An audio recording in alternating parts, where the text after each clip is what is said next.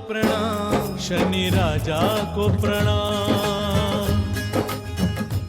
शनि साधिका doctor Vibhashri दीदी जी का संक्षिप्त परिचय। श्री शनीश्वर तीर्थ क्षेत्र शनि आश्रम चिकल थाना छत्रपति संभाजी नगर महाराष्ट्र की आप संस्थापिका हैं। आपके इस शनि आश्रम में ही 24, 25, 26 जून 2023 को एक भव्य पंचतत्व महोत्सव पंच महाभूत लोकोत्सव का आयोजन हुआ था। पंचतत्वों की सुरक्षा और संतुलन के माध्यम से जीवन रक्षा के लिए इन पंचतत्व महोत्सव में राष्ट्रीय संत सम्मेलन का आयोजन हुआ। इस आयोजन के प्रथम दिन का दीप प्रज्वलन अनेक महामंडलेश्वरों पीठाधीश्वरों ने मिलकर किया। संपूर्ण कार्यक्रम का आयोजन और संचालन प्रसिद्ध एस्ट्रोलॉजर साधिका डॉक्टर विभाश्री दीदी जी ने ही किया, जिनके व्यक्तिगत निमंत्रण पर भारत के अनेक राज्यों से 100 से भी अधिक संत महात्मा सद्गुरु आध्यात्म शिरोमणि श्री शनि आश्रम छत्रपति संभाजी नगर महाराष्ट्र की पावन भूमि के संत सम्मेलन में पधारे थे और पूरे महाराष्ट्र क्षेत्र से भी लगभग 500 संत महात्माओं प्रवक्ताओं विद्वानों ने भी इस आयोजन में भागीदारी निभाई और प्रमुख वक्ताओं ने अपने अपने उद्बोधन से लोगों को मंत्रमुग्ध भी किया, जिसमें कोल्हापुर महाराष्ट्र के कनेरी मठ के पीठाधीश्वर स्वामी अदृश्य काट सिद्धेश्वर स्वामी जी, अखिल भारतीय गोसेवा संघ रायपुर छत्तीसगढ़ के प्रमुख दूधाधिधारी मठ के मठाधीश महामंडलेश्वर श्री राजेश्वरी महंत श्री राम सुंदर दास जी महाराज प्रमुख थे। साथ ही बीजेपी के राष्ट्रीय प्रवक्ता श्री सुधांशु त्रिवेदी और नारी रत्न राजेश्वरी मोदी उर्फ राज दीदी नारायण रैकी सत्संग परिवार मुंबई ने अपनी ओजस्वी मोटिवेशनल वाणी से सभी को मंत्रमुग्ध किया। 3 दिनों में 30 से अधिक वक्ताओं को सुनने का सौभाग्य मिला। शनि साधिका डॉक्टर विभाश्री दीदी जी के द्वारा संचालित इस राष्ट्रीय संत सम्मेलन की ज्ञानवर्धक झलकियां शनि साधिका दीदी जी के ही ज्ञानवर्धक कार्यक्रम सुभारती टीवी के सुभारती संवाद साधिका डॉक्टर विभाश्री दीदी जी के साथ कार्यक्रम का महत्वपूर्ण हिस्सा भी बनी। इस पूरे 3 दिवसीय संत सम्मेलन में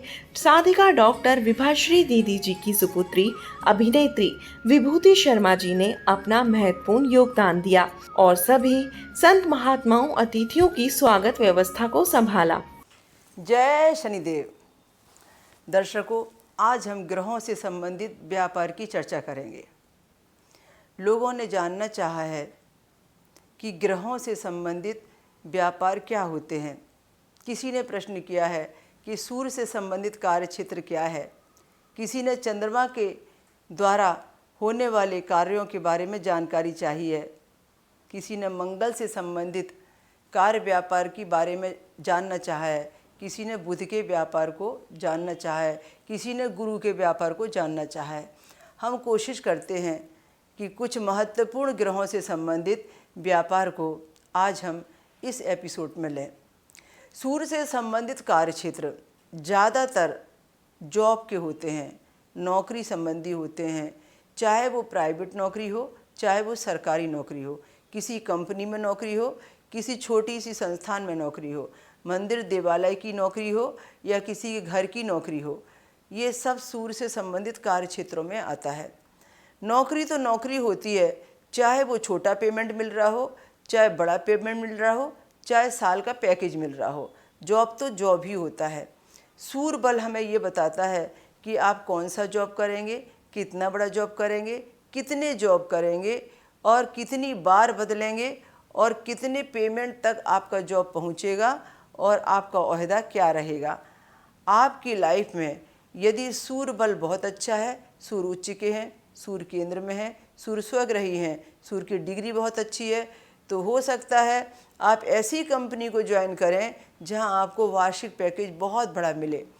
ऐसा भी हो सकता है कि आप गवर्नमेंट जॉब में अच्छे ऊंचे ओहदे पर हों। सूर्य की डिग्रियां कितनी कम हैं, उनका जो बैठना है वो कौन से स्थान पर है या वो कौन सी राशि पर बैठे हैं, वो नीच के हैं, उच्च के हैं या स्वग्रही हैं, यह सब गणना करके ही हम व्यक्ति को बताते हैं कि वो कितने जॉब करेंगे, कब जॉब करेंगे और उनका जॉब कैसा रहेगा। तो ये सारी बातें हम सूर्य से देखते हैं। सूर्य से संबंधित व्यापार ना के बराबर होते हैं, क्योंकि इनका डिपार्टमेंट नौकरी से संबंधित है या उस क्षेत्र से संबंधित है। जो भी आप काम कर रहे होते हैं उसमें कोई बंधा हुआ पेमेंट पाने से संबंधित है। अब आते हैं चंद्रमा की बात करते हैं। चंद्रमा से संबंधित व्यापार। चंद्रमा पहले समझिए कि किस चीज़ से संबंधित है। जो भी दूध है, जो भी पानी है, जो भी लिक्विड आइटम है, उन सब से संबंधित चंद्रमा है। यदि हम रत्नों की बात करें तो रत्नों के अंतर्गत जो मोती रत्न है, जो मून स्टोन है, वो चंद्रमा है। तो ऐसी स्थिति में यदि आप चंद्रमा से संबंधित व्यापार करना चाहते हैं तो आप सारे लिक्विड आइटम ले लीजिए, सारे सफ़ेद आइटम ले लीजिए। स्टोन में है तो मोती या मून स्टोन ले लीजिए, धातु में है तो चांदी ले लीजिए। यदि इससे संबंधित कोई भी व्यापार है तो वो चंद्रमा का व्यापार है। दूध के काम जितने भी होते हैं, दूध की डेयरी चलाना या जो भी दूध आप वितरण करते हैं, एजेंट बनते हैं, एजेंसी लेते हैं, दूध के पैकेट बनाते हैं, उसे सप्लाई करते हैं, एक से दूसरी जगह पहुंचाते हैं, पानी बनाने की फैक्ट्री, मिनरल पानी की फैक्ट्री, आप पानी की बोतलें भरते हैं, कैन भरते हैं, आपने पानी की सप्लाई ली होती है, आप पानी के टैंकर यहाँ से वहाँ भेजते हैं। जो भी जल से संबंधित व्यापार हैं वो सारे के सारे व्यापार आपके लिए चंद्रमा के व्यापार हैं।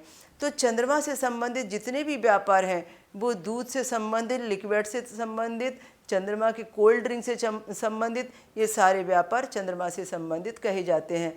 चंद्रमा से संबंधित व्यापार में महत्वपूर्ण चीज़ आपको याद रखनी है कि ये दूर के लोगों के साथ किए जाते हैं, दूर के क्षेत्र से किए जाते हैं, दूर की वस्तु से किए जाते हैं। इसमें आपका मोहल्ला, इसमें आपका शहर ही इस्तेमाल हो ये ज़रूरी नहीं होता। कोई अजनबी व्यक्ति भी आकर आपके साथ हाथ बढ़ा सकता है। कोई बाहर की चीज़ आप यहाँ मंगा सकते हैं, कोई यहाँ की चीज़ आप बाहर भेज सकते हैं। यात्राओं के द्वारा किया जाने वाला व्यापार चंद्रमा का व्यापार कहलाता है। ऐसा व्यापार जिसमें आप आए दिन अजनबी व्यक्तियों से दोस्ती करते हैं, जिसमें आप आए दिन नए नए लोगों को ग्राहक बनाते हैं, जिसमें आप ऑनलाइन काम करते हैं, जिसमें डिजिटल मीडिया ज़्यादा इस्तेमाल करते हैं, गूगल ज़्यादा इस्तेमाल करते हैं, जिसकी नॉलेज आपको ऑनलाइन मिलती है, ये सब व्यापार चंद्रमा के व्यापार कहलाते हैं। जो भी व्यापार सीजनल होते हैं, अस्थिर होते हैं, कम समय के लिए होते हैं, सीजन आने पर बदल जाया करते हैं, वे सब चंद्रमा के व्यापार के अंतर्गत आते हैं। कोई भी खाने पीने, पहनने ओढ़ने की कोई भी ऐसी चीज़ है जो सीजन है तब तक रहेगा, मौसम बदल गया, सीजन बदल गया, वो चीज़ बदल जाएगी। इसका मतलब यह है कि वो अस्थिर व्यापार चंद्रमा के व्यापार कहलाते हैं। चंद्रमा के व्यापार के अंतर्गत जितने भी लिक्विड आइटम हैं, दूध से बनी हुई वस्तुएं हैं, वो सब चंद्रमा के व्यापार के अंतर्गत आती हैं। तो हमें कोई भी व्यापार यदि करना है तो हमें देखना है, यदि हम चंद्रमा का कोई व्यापार कर रहे हैं तो चांदी से संबंधित जितने भी आभूषण हैं, जो भी चांदी का काम करने वाले व्यक्ति हैं, वे सब चंद्रमा का व्यापार ही करते हैं। वाइट चीज़ की कोई भी धातु है, सफ़ेद कलर का कोई भी आइटम है, वो हम चंद्रमा के व्यापार में ले सकते हैं। चंद्रमा का रिलेशन माँ से होता है और माँ से संबंधित जो व्यक्ति बहुत अटैचमेंट है और माँ का प्यार उसे मिल रहा है और माँ के नाम से कुछ करना चाहता है या माँ ने उसे आगे बढ़ाया है, ऐसा व्यक्ति चंद्रमा के व्यापार में प्रगति जल्दी करता है। चंद्रमा माँ का कारक है। माँ को हम यदि प्रसन्न रखते हैं तो हमारा चंद्रबल बढ़ता चला जाता है। ऐसी स्थिति में हमें चाहिए कि हम चंद्रमा के व्यापार को करने के लिए अपनी स्थिति को सही समझें। हमारा चंद्रमा यदि उच्च का है, हमारा चंद्रमा यदि स्वग्रही है, तो वो हमें चंद्रमा के व्यापार करने को प्रेरित करता है। वो हमें कहता है कि आप जहाँ रह रहे हैं वहाँ से धन नहीं मिलेगा, उस जगह से कहीं दूर जाएंगे या कहीं दूर के लोगों से आप जुड़ जाएंगे तो आपको समृद्धि बढ़ते चले जाएगी। इस हिसाब से चंद्रमा की दूरी लगने से कितनी है, लगने के पहले घर से चंद्रमा की जितनी दूरी होगी, व्यापार उतनी दूर जाके आप करेंगे और फलेंगे फूलेंगे। भले ही नेटिव प्लेस आपका आपके जगह पर रहे, कोई फ़र्क नहीं पड़ता। तो इस प्रकार से हमने देखा कि चंद्रमा से संबंधित जो हम व्यापार की बात कर रहे हैं वो अपने आप में समझने योग बहुत ज़रूरी है। तो दर्शकों, अब हम आते हैं मंगल के व्यापार पर। मंगल के व्यापार भी बड़े महत्वपूर्ण व्यापार होते हैं। जो मंगली है, जिसका मंगल उच्च का है, जिसका मंगल केंद्र में है, जिसका मंगल स्वग्रही है, मंगल की यदि डिग्री बहुत अच्छी है तो जो हमें कंसल्टेंसी करने के लिए व्यक्ति आते हैं, उनकी हस्तरेखा देखकर या उनकी जन्म पत्रिका देखकर हम अक्सर उन्हें कहते हैं कि यदि आपको व्यापार में रुचि है तो आप मंगल का ही व्यापार कीजिए और ये मंगल का व्यापार आपको फलेगा फूलेगा। अब मंगल के कौन कौन से व्यापार हो सकते हैं? हर ग्रह का अलग अलग व्यापार होता है, या एक कॉमन भाषा में कहूँ कि एक लक्ष्मण रेखा हर व्यक्ति के लिए होती है। वो उसके अंतर्गत जो चुन लेगा उसी में सफल हो जाएगा, उससे बाहर जाएगा तो असफल भी हो सकता है। इसलिए इन सब स्थितियों को देखते हुए यदि मंगल आपका भर्गोत्तम है और आप मंगल प्रधान व्यक्ति हैं तो मंगल का व्यापार कर सकते हैं। और मंगल के व्यापार के अंतर्गत खेती, किसानी, आपकी भूमि, भवन, जो नर्सरी के पौधे होते हैं उनको लगाने का काम, प्लॉटिंग का काम, खेत को प्लॉट बना के बेचने का काम, कंस्ट्रक्शन का वाला काम, कंस्ट्रक्शन में लगने वाली समस्त प्रकार की मटेरियल वस्तुएं, रेती, मिट्टी, ईंटा, पत्थर, गिट्टी, खड़ी, जितना भी स्टोन, जो भी टाइल्स है, पत्थर है, जितना भी घर के अंदर में, इंटीरियर में और कंस्ट्रक्शन में काम आने वाली चीज़ें होती हैं, वो सब मंगल प्रधान चीज़ें होती हैं। इसमें सीमेंट भी आती है, इसमें टाइल्स चिपकाने वाले आइटम भी आते हैं, रेती भी आती है।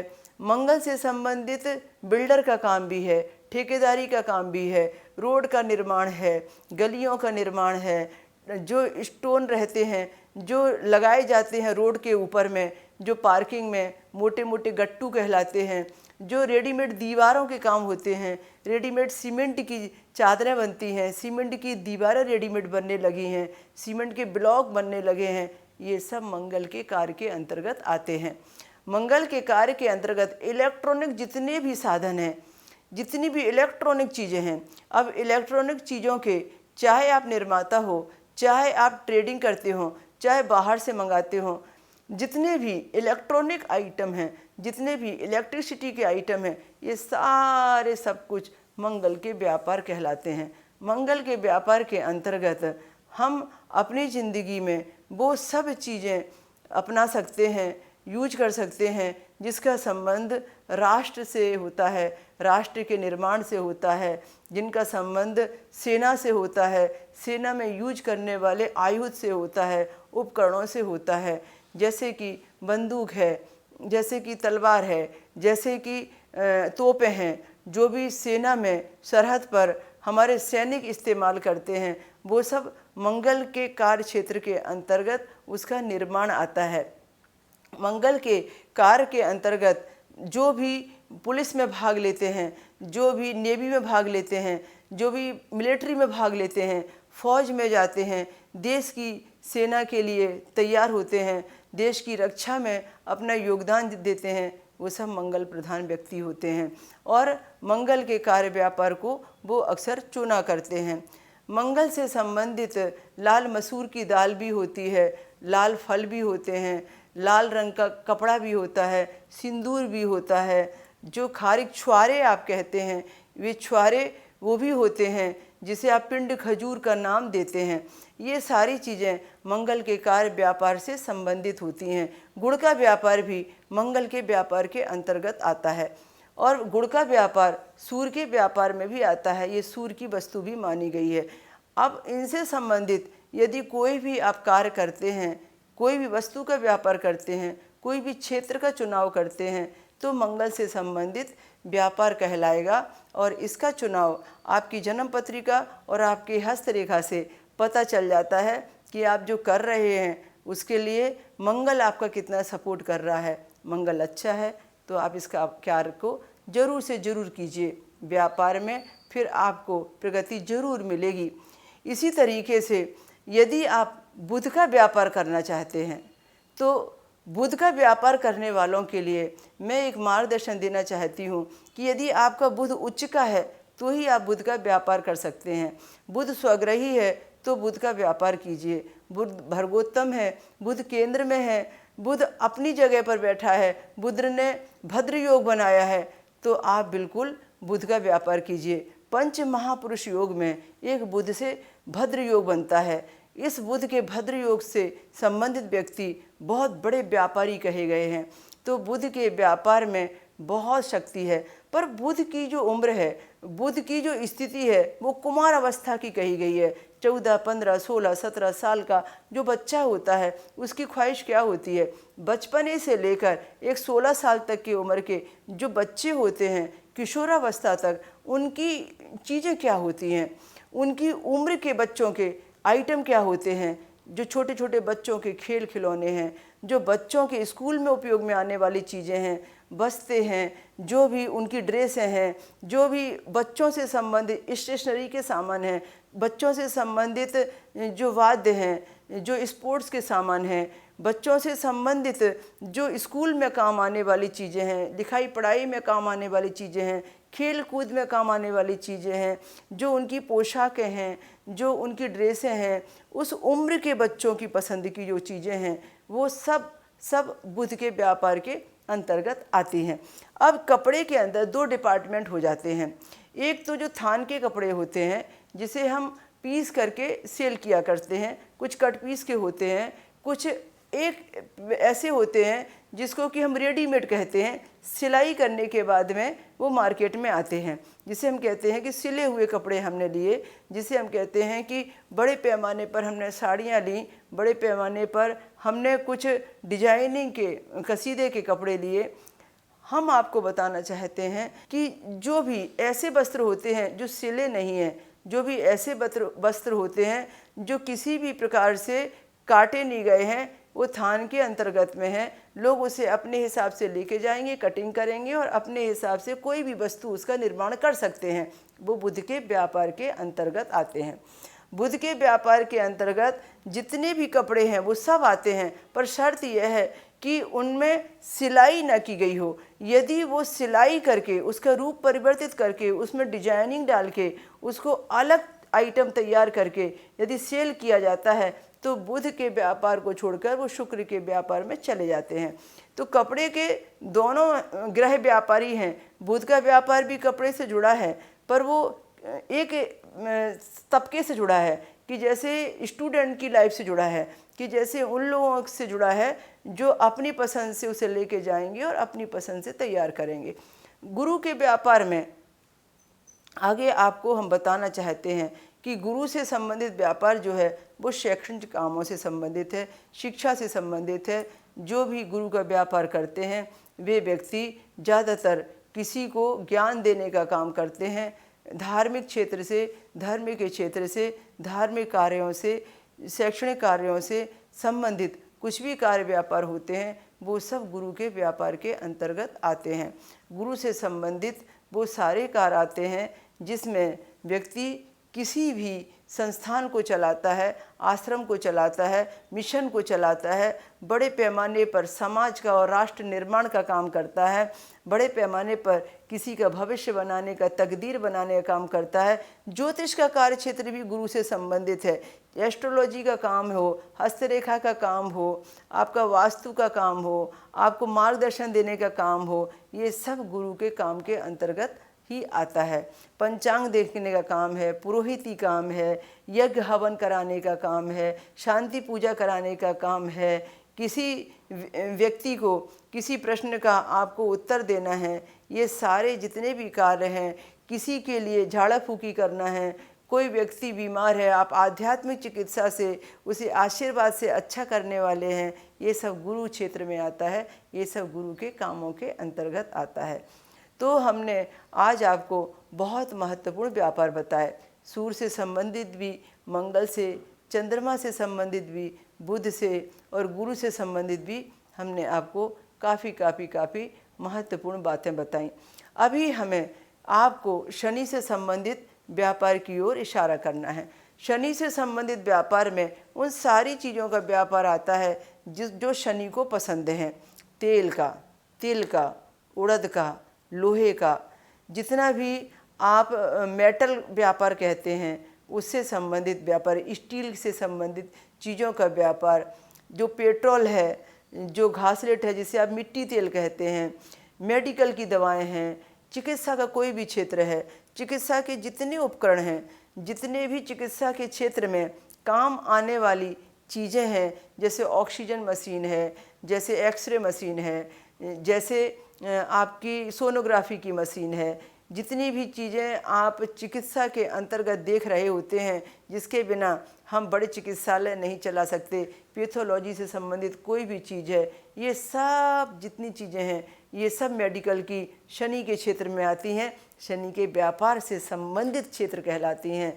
तो चिकित्सा के क्षेत्र में जितनी भी चीज़ें आती हैं, चाहे वो होम्योपैथिक चिकित्सा का हिस्सा हो, आयुर्वेदिक चिकित्सा का हिस्सा हो, नेचुरोपैथी चिकित्सा का हिस्सा हो या एलोपैथिक चिकित्सा का हिस्सा हो, चिकित्सा का क्षेत्र शनि का क्षेत्र है, मेडिकल का क्षेत्र शनि का क्षेत्र है। आपके कार्य क्षेत्र में जितनी भी फैक्ट्री हैं, कल कारखाने हैं, मैन्युफैक्चरिंग है, मशीनें हैं, जितने भी बड़े बड़े उद्योग चल रहे हैं, वे सब शनि के व्यापार के अंतर्गत आते हैं। हम जब ज्योतिष का मार्गदर्शन देते हैं और हम देखते हैं किसी की जन्म पत्रिका में शनि उच्च के हैं, किसी की जन्म पत्रिका में शनि और चंद्र एक साथ बैठे हैं, किसी की जन्म पत्रिका में शनि चंद्र को देख रहे हैं, चंद्र शनि को देख रहे हैं, हमें समझ में आ जाता है कि वो व्यक्ति आज नहीं तो कल जॉब छोड़कर, छोटा काम छोड़कर एक बहुत बड़ा व्यापारी बनेगा, एक कोई फैक्ट्री का संचालन करेगा या किसी चीज़ की मैन्युफैक्चरिंग करेगा। और कोई व्यक्ति ये मैन्युफैक्चरिंग कर रहा होता है और हमें जन्म पत्रिका में शनि की डिग्री कम समझ में आती है, जन्म पत्रिका में शनि का स्थान सही नहीं है या अस्त किए हुए शनि है या नीच के शनि है, तो हम कहते हैं जो कर रहे हैं वो डूबने का काम कर रहे हैं, कर्ज से डूब रहे हैं, आपने गलत काम पकड़ा हुआ है, आप इस कार्य को नहीं कर पाएंगे। फिर वो व्यक्ति कहता है मैंने जब से किया है तब से कर्जा चुका रहा हूँ, जब से किया है तब से समझ नहीं पा रहा हूँ कि मैं क्यों मेहनत कर रहा हूँ, मुझे तो ऐसा लगता है कि इसे बंद करना ही मेरी तकदीर है। और वो बताता है कि मैं बंद करना चाहता हूँ, इसलिए आपसे पूछने आया हूँ। और वो उसे बंद करने के लिए फिर मजबूरी से सलाह मांगकर बंद करना ही पड़ता है और फिर मार्गदर्शन में जो चीज़ निकलती है उस चीज़ की नई शुरुआत करनी पड़ती है। तो शनि से संबंधित व्यापार को हमें बड़ा सोच समझ के करना होता है। जो भी पेट्रोल पंप चलाते हैं उनका शनि अच्छा होता है, इसलिए वो पेट्रोल पंप के मालिक बन जाते हैं। बिना शनि अच्छा हुए आप व्यापार को स्टेबल नहीं कर सकते। व्यापार की स्टेबिलिटी में शनि और बुध का बहुत बड़ा रोल होता है। थावर कीजिए स्थापना, शनि और बुध कीजिए व्यापार।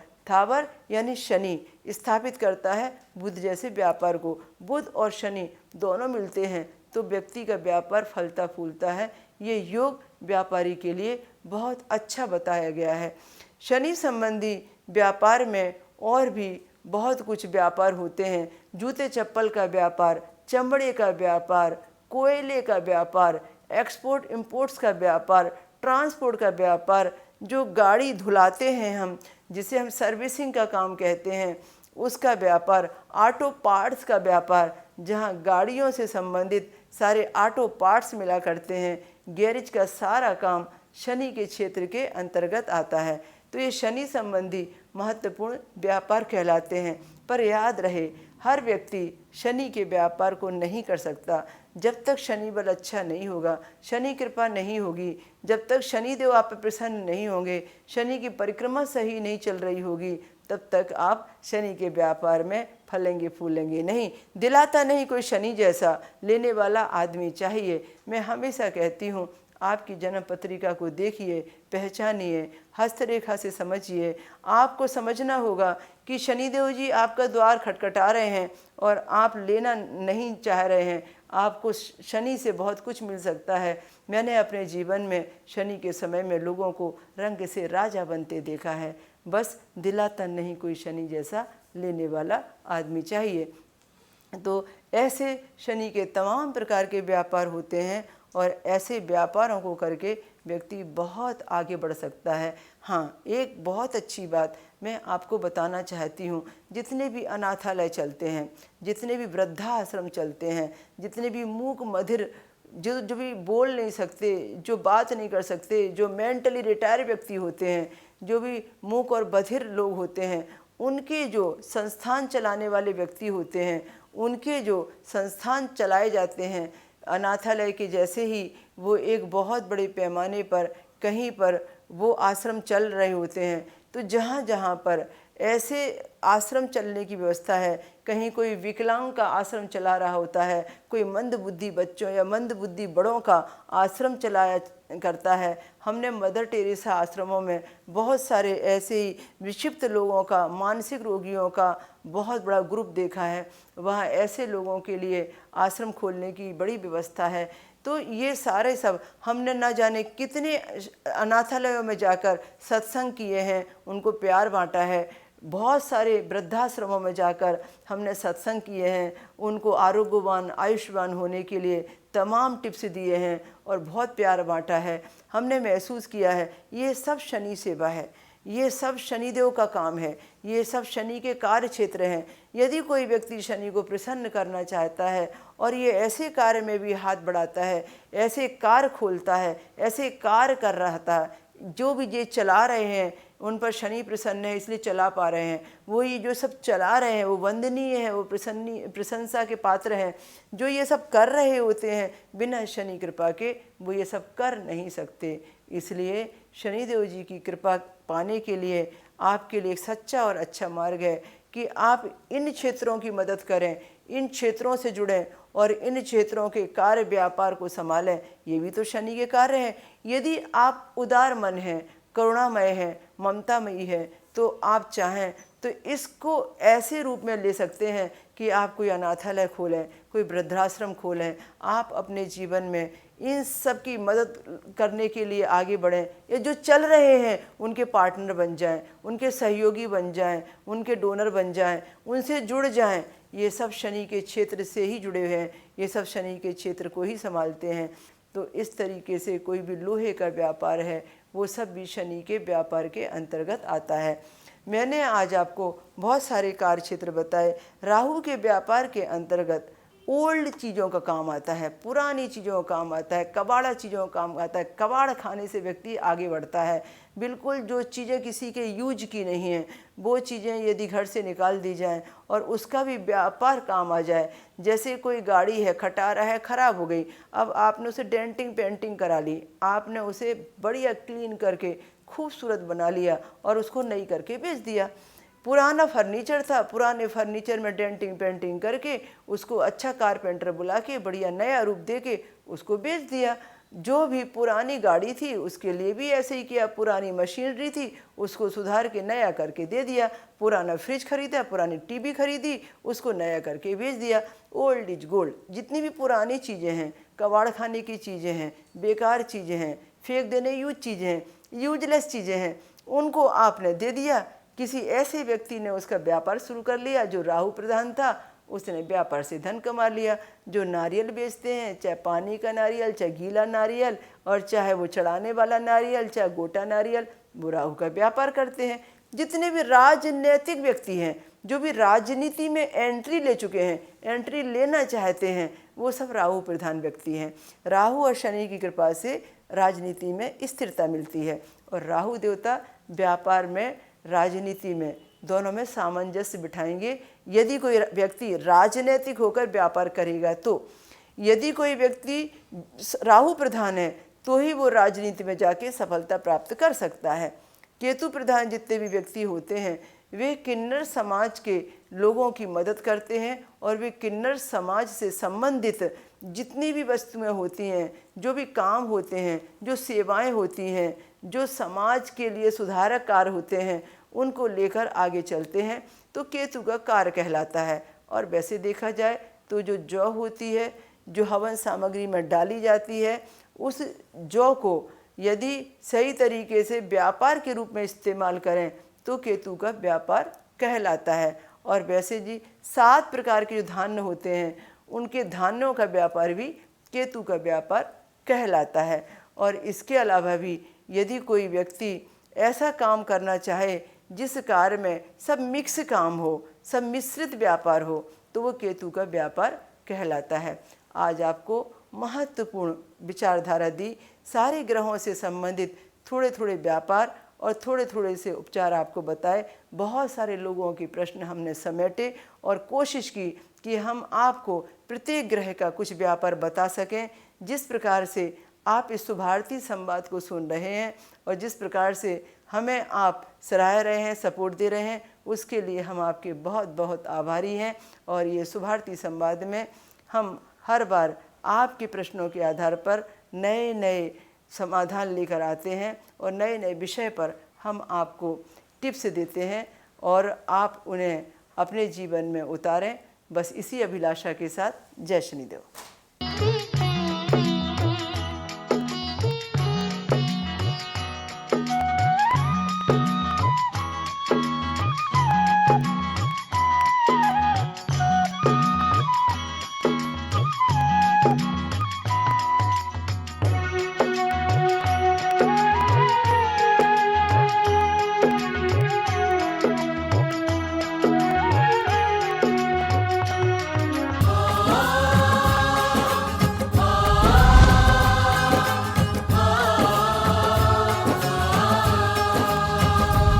शनि देवा को प्रणाम, शनि राजा को प्रणाम।